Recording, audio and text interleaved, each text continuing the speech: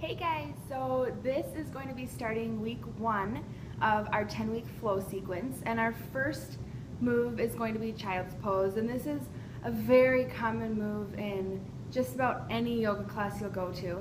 So we'll start with our big toes together, knees a bit wider than hip width apart. If you want to bring your knees a little bit wider, that will feel a little bit better on your lower back.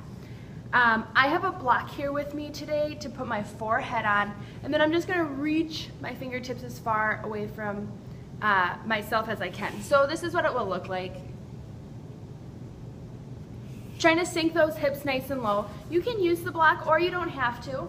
By not using the block, you're still going to try to maintain contact with your forehead with the ground. So we'll be sinking it down.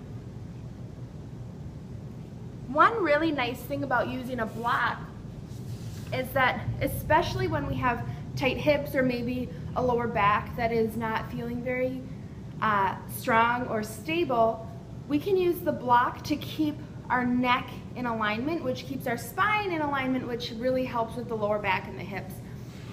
So if you find that you can only come down to here without feeling pain in your lower back, or your hips just aren't going to be working that well, you can use your block. Your block comes in 3 sizes. We can be here, or we can be all the way up here.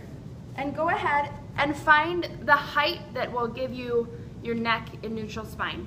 So as you're down in child's pose, I want you to think about reaching your fingertips as far away from you as you can, and at the same time pressing your hips toward your heels.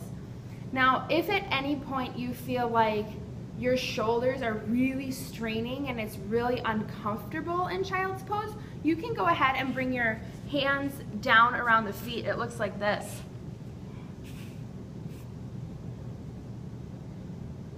So that simple movement will allow the shoulders to release a little bit more.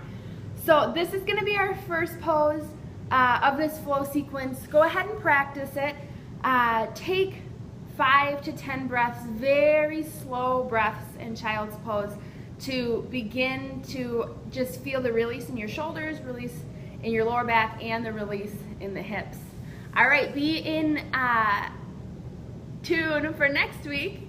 And next week we'll be going over broken table to go over the next move in the flow sequence. All right guys, this week is child's pose. Next week, broken table. Be on the lookout.